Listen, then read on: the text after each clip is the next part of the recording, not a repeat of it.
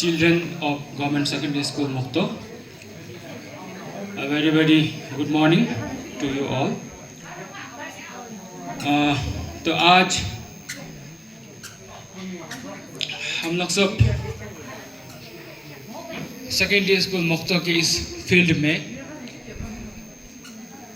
इकट्ठा होने का मकसद तो सबको मालूम है। तो मेरे बातों को शुरू करने से पहले मैं आप सबको जो 2 दिन पहले संपन्न हुए हमारे मुख्तो कॉन्स्टिट्यूएंसी लेवल का जो स्पोर्ट्स लिटरेरी और कल्चरल का जो प्रतियोगिता आयोजित जंग में किया गया उसके लिए मैं सबसे पहले हार्दिक बधाई और अभिनंदन देना चाहूँगा।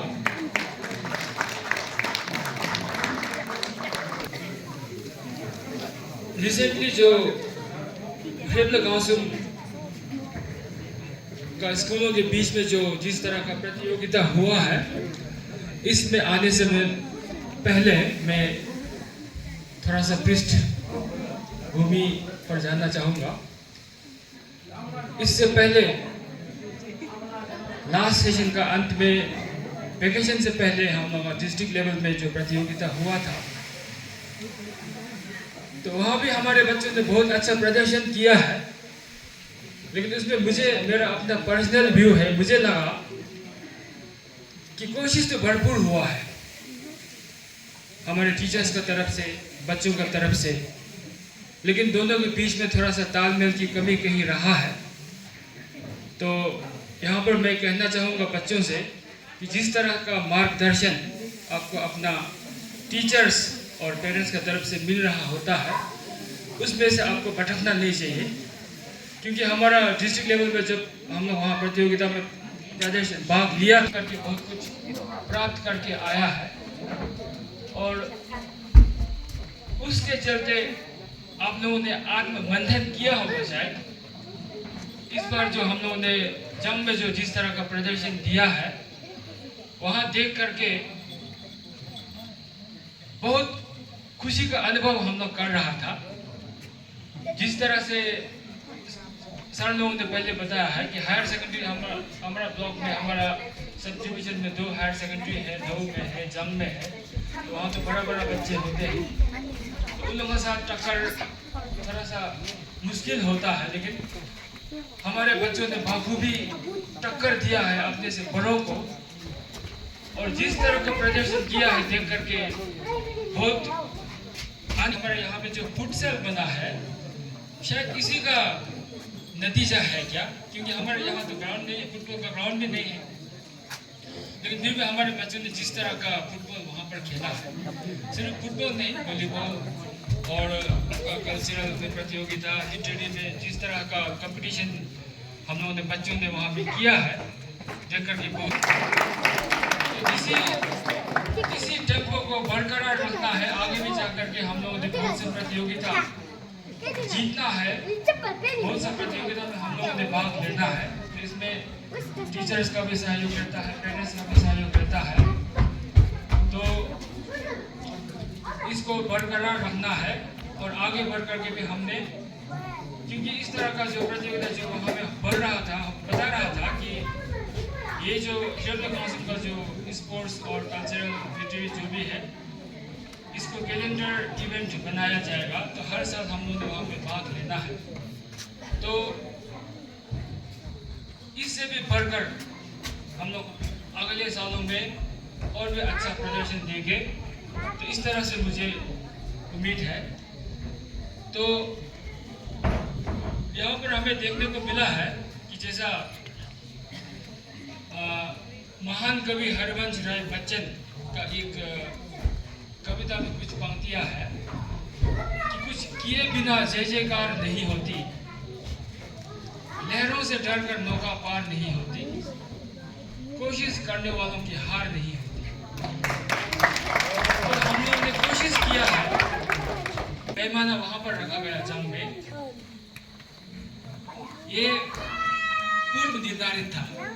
ये अचानक से आपका प्रतियोगिता खत्म होने बाद में या बीच में लिया गया फैसला नहीं था, ये मैं यहाँ पर सूचित करना चाहूँगा। इसमें हम लोग किस्मत का बात हुआ। पिछली बार जिस तरह से पॉइंट में हम लोग आगे था, लेकिन उस समय बेस्ट स्कूल जो है जिसको गोल्ड मेडल ज़्यादा मिला उसको एडजस्ट किया गया।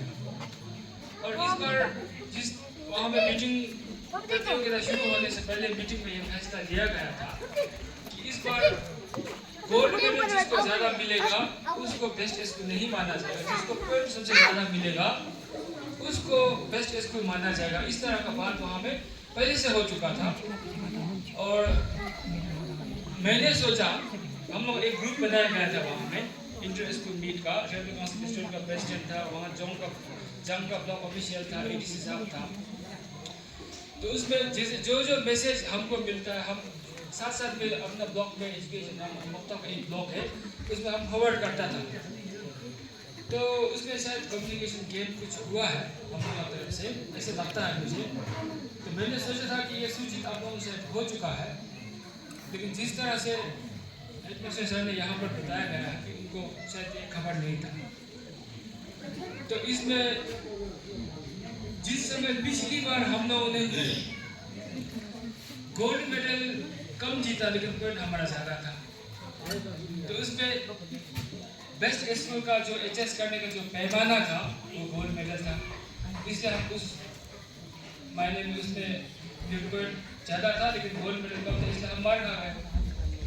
फिर इस बार गोल्ड मेडल भी हमारा ज़्यादा था,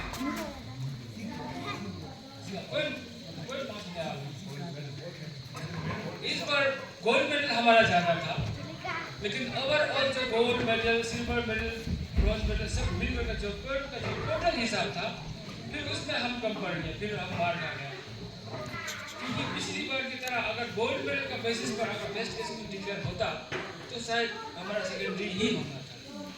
लेकिन फिर भी वहाँ में जिस तरह का माहौल था, फाइनल आपका वैलिडिटी डे का दिन में जब अनाउंस किया गया बेस्ट स्कूल का, तो जिस तरह से लोगों का आशा था, लोगों का उम्मीद था, ऑडियंस का बीच में भी, वहाँ से कोई गेस आप लोग को गेस कर सकता है बेस्ट स्कूल कौन हो सकता है, तो सबका वहाँ से पीछे से आवाज़ आ रहा था कि मुफ्तों का ही आवाज़ आ रहा था। तो इसमें हम लोगों को ये मान के चलना चाहिए कि हम लोगों ने बेस्ट स्कूल तो नहीं जीता लेकिन सबका दिल जरूर जीता है। इस महीने में हम लोग विजयी हुआ है, तो इसलिए दुख नहीं होना है। सबने देखा है वहाँ में हम लोग का परफॉर्मेंस, चाहे वो डिटेल का फील्ड में हो, सबने अच्छा प्रदर्शन करके सबको gold medal, first second third बहुत प्राइजेस मिला है इस पर। तो सबको मैं यहाँ पर कॉन्ग्रेचुलेशंस देना चाहूँगा। तो इन्हीं शब्दों के साथ मैं फिर से एक बार आप सबको हार्दिक बधाई देते हुए मैं अपनी वाणी को विराम देता हूँ। Thank you very much.